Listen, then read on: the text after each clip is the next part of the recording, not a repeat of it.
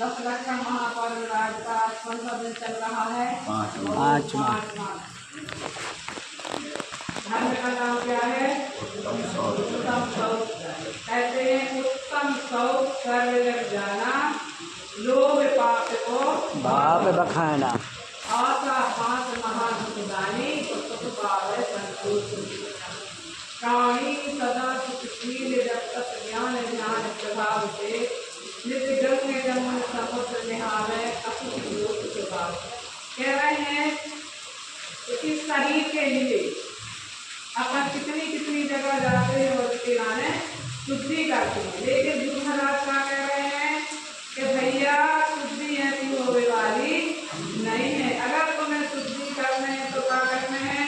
कह रहे हैं कृपालितम कृति मिथ्यात्म कल्यम प्रियम निकंदनम कुज्ञान राग दोषम से कृपालितम तो भाव। कह रहे निज आत्म से ढोड़ालो मिथ्यात तल्ले कहे जाता खोटा ज्ञान अनुराग देश को तथा भावना दुखदाता तथा भावना दुखदाता शुद्ध ज्ञान में जल पवित्र शुद्ध ज्ञान जल पवित्र ज्ञानी जल स्नान करो ज्ञानी जल स्नान करो जिससे संसार भवोदर मान से तुम शीघ्र करो।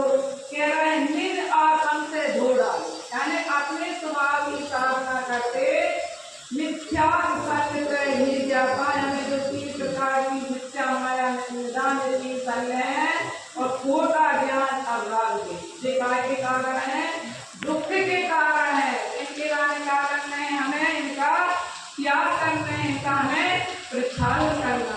शुद्ध ज्ञानमय जल पर शुद्ध ज्ञानमय जल पर खाने अपने शुद्धात्म सत्य का ज्ञानी कोई सच्चा जल है, उसी से तुम ज्ञान करोगे, उसी का ज्ञान करोगे तो क्या होगा?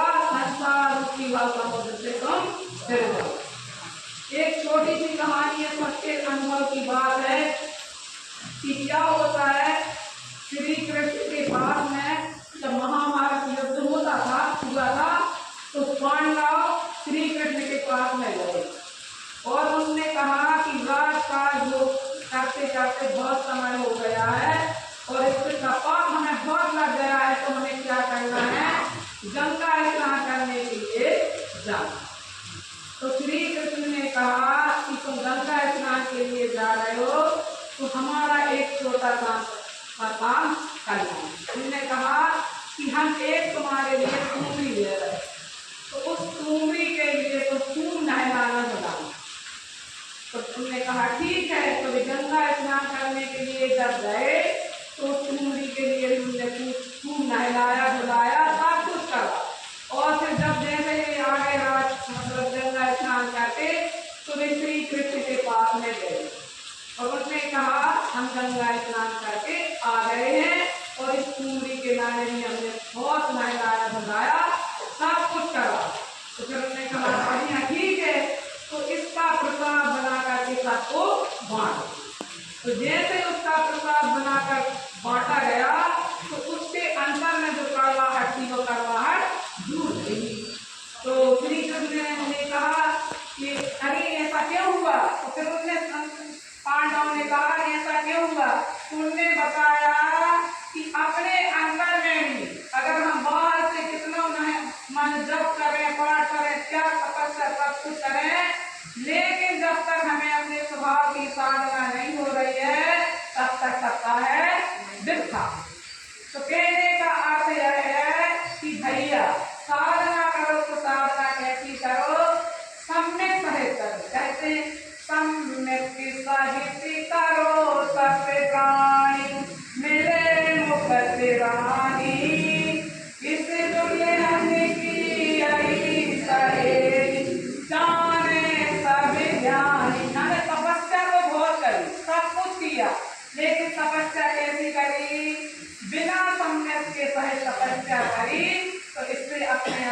जो रास्ते देशे कोट मान माया जितने प्रपंच भाव लगे थे वह सब तपस्या कैसी करी गई, निरर्थक करी गई। तो गुरु महाराज कह रहे हैं भैया ये साधना करने तो तुम्हें कार्य करने हैं, अपने आप की साधना करो। कहते अपन से अपसारण, यानी अपनी साधना अपने आप स्वरूप की साधना ही सच्ची साधना है। इस जीव की अनादिकाल से मिथ्या की मान्यता हो गई और मिथ्या की मान्यता के कारण जीव 4 गति 84 जाति योनियों में अटक रहा। कहते अनादि ढंग से जीवा, अनादि ढंग से जीवा संसार शरण संग मिथ्या संपूर्णम सम्यक्तम